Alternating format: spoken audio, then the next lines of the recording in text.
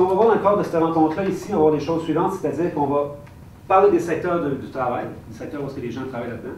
On va parler des choses qu'il faut savoir à propos du métier et de la formation en télécommunication. On va parler de la formation en télécommunication, et si vous avez des questions, il y aura des questions à la fin. Mais vous pouvez me poser des questions en cours de route, si vous avez des interrogations, n'hésitez pas. D'abord, selon vous, c'est quoi les secteurs d'activité quand on parle de technicien en télécommunication? Ça vous dit quelque chose? Non. Non, ça vous dit rien? Il y a trois gros secteurs, il y a trois secteurs principaux. Les trois secteurs principaux, c'est un, la câble-distribution. Donc, c'est ceux qui vont soit au niveau domestique, aller installer les câbles chez vous, s'assurer que le matériel marche, s'assurer que tout fonctionne, mais aujourd'hui, on fait de la téléphonie via le câble aussi. Donc, c'est ces gens qui vont faire ça. Donc, ça peut être du service à la clientèle directement, ou ça peut également être du réseau. Donc, du réseau, ça veut dire les gens qui vont installer les câbles dans les poteaux, aligner les amplificateurs, prolonger les réseaux, et ainsi de suite. Donc, ça, c'est les deux, le câble de distribution, c'est un des secteurs principaux où est-ce que les gens en télécommunication vont pouvoir travailler. Deuxième secteur en câble de distribution, en télécommunication, il y a la téléphonie. Donc, la téléphonie, vous savez c'est quoi? Encore une fois, il y a deux ondes qui sont à peu près les mêmes qu'au niveau de la câble de distribution. C'est-à-dire qu'il y a la téléphonie résidentielle. Donc, ça veut dire travailler auprès des clients, les raccorder les lignes téléphoniques chez les clients. Puis encore aujourd'hui, avec la téléphonie, tu as l'Internet, tu as même la télévision, aujourd'hui tu parles de la téléphonie. Donc, tu as ce secteur-là. Puis tu as aussi au niveau commercial, c'est-à-dire dans les entreprises, installer des réseaux téléphoniques dans les entreprises. Ça veut dire des raccordements de plusieurs téléphones, des centraux téléphoniques, et ainsi de suite. Aujourd'hui, en plus de ça, en 2013 et plus, on parle de téléphonie IP. Donc, ça, c'est un nouveau mode, une nouvelle technologie de téléphonie qui se répand de plus en plus. Donc, ça fait partie de ce domaine-là. Il y a aussi la radiocommunication et la téléphonie cellulaire. La radiocommunication et la téléphonie cellulaire, ça vous dit quelque chose. La radiocommunication, ça vous en dit moins. Cependant, pensez taxi, pensez policier, pensez Hydro-Québec, pensez toutes ces choses-là. Puis ça, ces radios-là, il faut que ça soit raccordé. Il y a des antennes qui sont reliées à des antennes, c'est raccordé, il faut que ça soit installé dans les véhicules, il faut que ça soit configuré, programmé. Et puis évidemment, il faut que les antennes, il y a des grosses antennes qui doivent être posées pour ça. Même chose pour la téléphonie cellulaire. La téléphonie cellulaire, on appelle ça cellulaire parce qu'elle parle de cellules. Donc les cellules, c'est quoi? Vous voyez des poteaux d'antennes un peu partout. Ça représente les cellules. Donc il faut installer, calibrer ces antennes-là, passer les câbles qui doivent être passés pour raccorder ça au centraux. Donc ça, c'est un des domaines. Le dernier domaine, dans le fond, qui recouvre toute la gang, c'est les réseaux. C'est-à-dire que derrière tout ça, que ce soit la téléphonie, que ce soit la câble de distribution, ou que ce soit la radiocommunication, il faut tout que ces choses-là soient raccordées par des câbles principaux, par aujourd'hui, beaucoup, tout s'en va vers ce qu'on appelle la fibre optique. Donc la fibre optique, qu'est-ce que c'est en gros, là? C'est quelque chose qui est plus petit que vos cheveux, dans laquelle passent des millions d'informations à seconde. Vous ne voyez même pas, en fait, d'où que vous êtes assis. Mais là-dedans, c'est là ce qu'on appelle une fibre optique. Et ça, c'est ce qu'on appelle la dorsale, la colonne vertébrale de tous les réseaux, où est-ce que la communication, tout est interconnecté ensemble. Donc, dans chacun de ces autres sections-là, il y a toujours l'arrière-plan, le réseau qui est là. Donc, ça, c'est en gros les 4 secteurs où est-ce que les techniciens et techniciens de la télécommunication peuvent travailler. Quand on est technicien en télécommunication, on fait beaucoup de câblage. Donc, passer du câble, ça peut être toutes sortes de câbles, ça peut être des câbles comme ceux-ci. On appelle ça du câble réseau, catégorie 6, catégorie 5, comme on dit. Donc, ça, c'est une sorte de câble. Ça peut être des câbles comme les câbles distributeurs passent, ça peut être des câbles coaxiaux, comme vous avez dans vos maisons. Et ça peut être, comme je vous montrais tout à l'heure, de la fibre optique. Donc, il y a beaucoup de câblage qui se fait. Ça se fait à l'intérieur, ça se fait à l'extérieur, ça dépend des secteurs dans lesquels on va travailler, ça dépend à quel niveau du service on est installé. Il y a du raccordement, parce qu'évidemment, une fois que les câbles sont branchés, sont passés, il faut les raccorder, les raccorder au client. Donc, le raccordement, c'est faire les connecteurs, tester la qualité du lien, parce que ces liens-là doivent être de bonne qualité pour offrir un bon service. Donc, il y a le raccordement. Et finalement, il y a calibration et configuration. Donc, évidemment, surtout quand on commence à travailler au niveau des antennes, tout ce qui est des fils dans les airs, on commence à travailler avec des câbles beaucoup plus... c'est toujours bien délicat. Ça, c'est des gros câbles qui sont reliés à des antennes, ce câble-là que je vous montre là. C'est toujours très délicat. On parle de réponse en fréquence, on parle de toutes sortes de choses qui sont assez spéciales. Et là, ça doit être ajusté, ça doit être calibré pour être sûr que le service est bon. Et on a toutes sortes de matériel pour faire ces choses-là. Voyez-vous, je vous montre un appareil un peu dans ce sens-là qui sert à faire des ajustements au niveau des radiofréquences, ces choses-là, et les câbles qui travaillent là-dedans.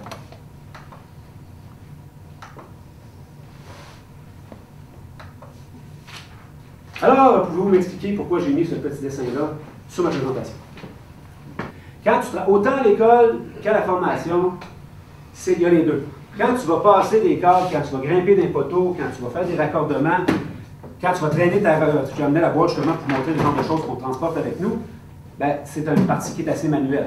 Je ne parle pas genre ébéniste ou bijoutier manuel. Je veux dire, mais j'aime ça inciter dans le cas de ce métier-ci que c'est un travail qui requiert vraiment les deux parties. Et moi, je vous dis, évidemment, je suis là pour vous informer sur le programme. Étant technicien moi-même en télécommunication, moi je le dis avec enthousiasme, ben, c'est à vous de vous fixer par rapport à ce que vous pensez par rapport à ça.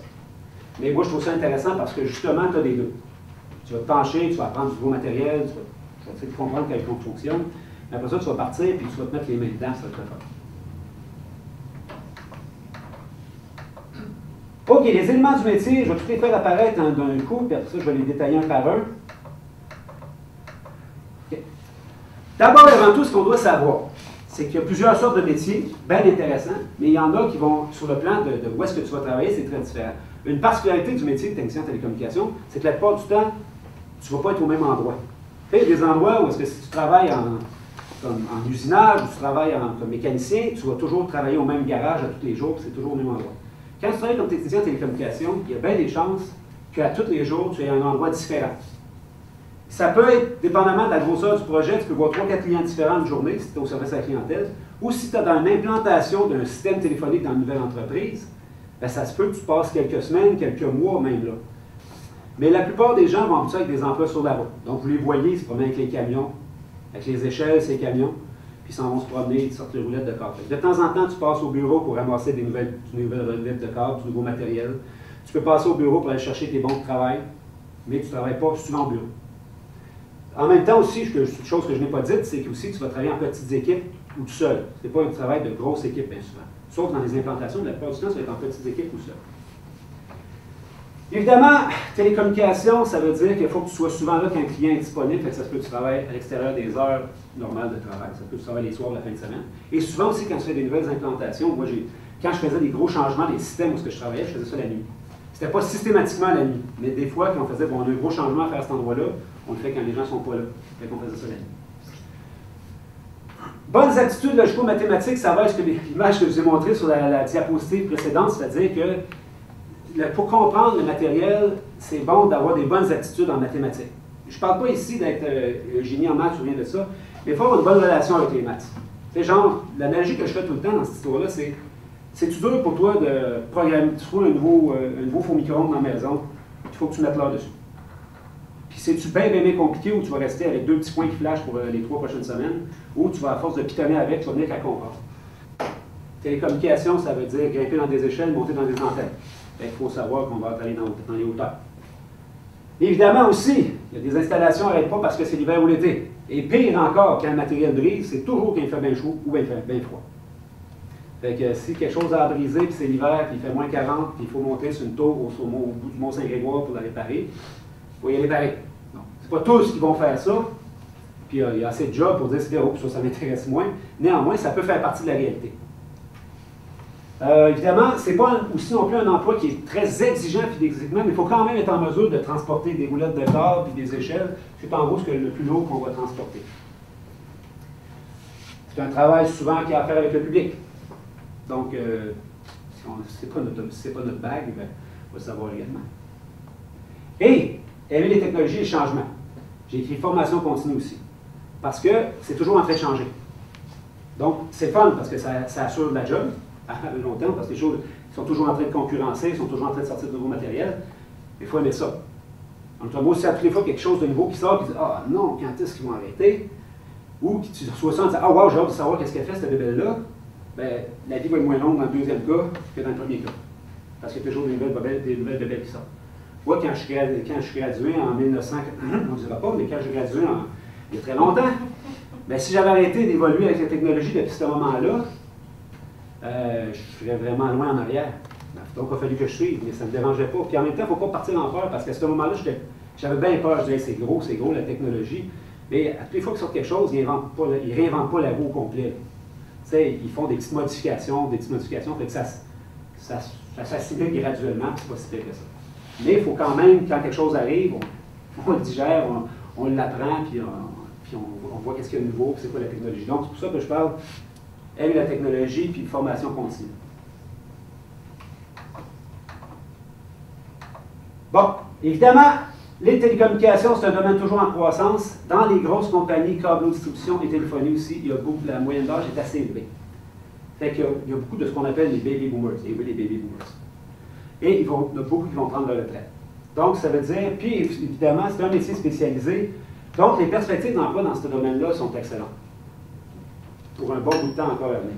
Donc, ça, c'est intéressant à savoir. Pour ce qui est des salaires, ça dépend des compagnies pour lesquelles on va travailler. Et c'est quand même des salaires excellents, du monde qui vit là-dessus. Là. Et puis, contrairement à certains métiers, souvent on est attiré par les métiers de la construction, c'est correct aussi, parce qu'on voit les gros salaires. Sauf qu'il ne faut pas oublier qu'il y a des métiers qui sont cycliques. Donc, si tu gagnes un gros salaire pendant 6-8 mois par année, mais que, restant du temps, tu as soit du chômage, tu as moins d'heures, il faut que tu réalises ça sur l'année. Des fois, les salaires en télécom, peut-être que le salaire horaire, il y a l'air moins attirant tout au départ, mais n'oublie pas que c'est moins cyclique. C'est un peu cyclique, mais beaucoup moins. C'est-à-dire que tu peux avoir de la job toute l'année. Ça, faut y penser quand on choisit ces choses-là. Une autre chose qui est intéressante dans ce domaine-là aussi, c'est qu'il y a beaucoup de sous-traitants. Si vous avez l'esprit entrepreneurial, c'est un bel endroit pour faire ça. Tu pars ta petite business, tu deviens sous-traitant pour un des gros, puis là, tu deviens ton propre boss. C'est très intéressant comme avenue. C'est vraiment quelque chose à considérer. Éventuellement, si tu grossis, tu engages du monde, puis bon, c'est le monde qui travaille pour toi. Donc, si vous avez la dent entrepreneuriale, ça vaut la peine, ça peut être intéressant comme avenue. Bon, si vous cherchez ce métier-là, il y a différents noms, technicien en communication, installateur, installatrice, réparateur, réparatrice de matériel de télécommunication, technicienne en montage et en entretien et d'installation de câbles de distribution. Il y a plusieurs noms qui peuvent aller avec ça. Alors, qu'est-ce qu'on fait pour devenir technicien en télécommunication? Bien, c'est évidemment, c'est le DEP dont je vous parle, DEP, installation et réparation d'équipements de télécommunication. On va finir par le dire comme il faut. 5266, plus précisément, si vous allez sur l'Inforoute FPT. Je vous parle rapidement dans les prochaines minutes du programme tel quel, comment ça se présente. Première chose à savoir, c'est le programme de 2 ans. Il y a certaines exigences. Comme j'ai dit tout à l'heure, c'est un programme qui est c'est pas facile, la matière est assez lourde, donc pour essayer de comprendre ça, pour passer à travers, bien, ça n'a pas un bon esprit logico-mathématique. Je réinsiste sur le fait que je ne veux pas dire que j'ai besoin de tout le monde avec des 4,36 et des 5 fortes.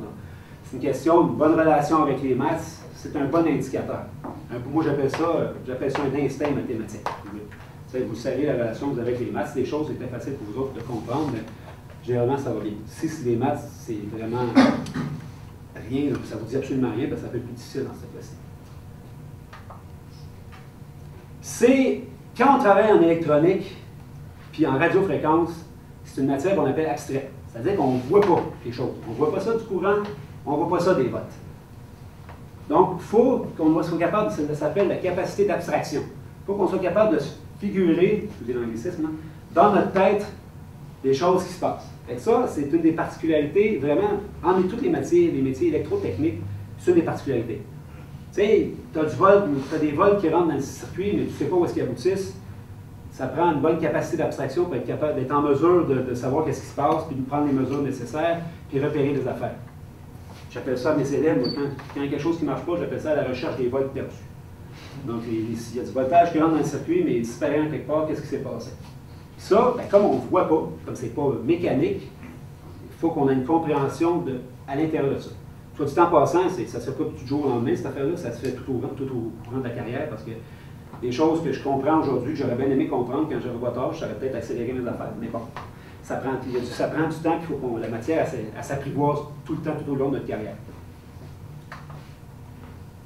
Évidemment, l'autre chose qu'il faut savoir, c'est que tout est en anglais. Beaucoup de choses sont en anglais dans ce domaine-là. Et le matériel est en anglais, les manuels sont souvent en anglais. On essaye d'avoir le plus possible, et Dieu merci pour la loi 101, parce qu'on a du matériel qui est traduit beaucoup en français, mais pas systématiquement et pas toujours. Donc, ça aide de connaître un peu l'anglais, même si vous ne connaissez pas du tout, généralement, ça aide de se dire, il faudrait que je l'apprenne. J'ai des gens qui ne parlent pas du tout, qui réussissent à passer à travers la formation. Mais c'est une idée, quelle que soit votre formation que vous ferez, de toute façon, vous savez très bien que c'est un avantage d'en venir qu'à maîtriser l'anglais. Bon, rapidement, le programme de 1800 heures est coupé en 2 heures, en 2 ans.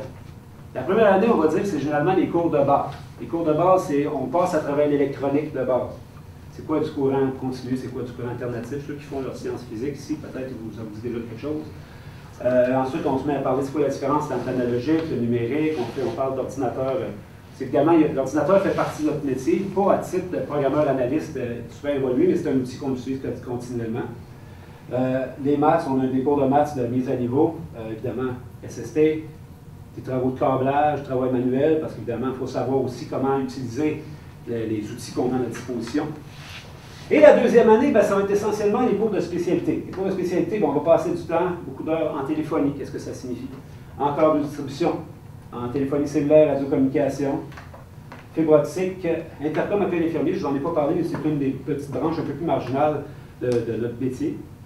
Et la fibre optique, comme j'expliquais tout à l'heure, qui est partout dans cette histoire-là. D'ailleurs, je parlais la semaine passée, je parlais à des personnels qui travaillent pour une filiale des grandes compagnies de téléphonie, puis ils me disaient, eux autres, c'est vraiment juste de ça qu'ils installent la fibre optique. Partout. Donc, la fibre optique, c'est vraiment l'avenir. Et la course, en ce moment, qui a lieu au niveau des télécommunications entre les câbleaux et la téléphonie, c'est qui va emmener le plus vite la fibre optique chez les clients. Une fois que tu es rendu ça, tes ouvertures, tu as beaucoup plus de possibilités qui s'ouvrent. Donc, je vais vous montrer un peu plus en détail tantôt. Là. Et ça ici, comme je dis, ça c'est une fibre. À l'intérieur de ça, il y a quelque chose qui est un peu plus petit qu'un cheveu. Puis même que le bout que vous ne voyez déjà pas ici, c'est même pas ça la fibre. Puis la fibre est déjà beaucoup plus petite que ça. Puis là-dedans, on envoie des rayons laser, puis c'est l'information qui est transportée par rayons laser. Et ces fibres-là, quand on les joint ensemble, on a un appareil comme ça, ici, ça s'appelle une fusionneuse, où est-ce qu'on fait tout simplement les rabouter bout à bout, comme ça. Bon, si jamais ce que je vous dis vous intéresse pour aller plus loin dans vos informations, dans votre recherche, vous pouvez appeler à l'École professionnelle des métiers, on est situé là, vous avez les coordonnées. Il y a les portes ouvertes qui ont lieu en avril, et il y a aussi la possibilité de passer être élève d'un jour. J'ai pris des photos hier. Je trouvais que ça tombait super bien. C'est des élèves en train de se pratiquer.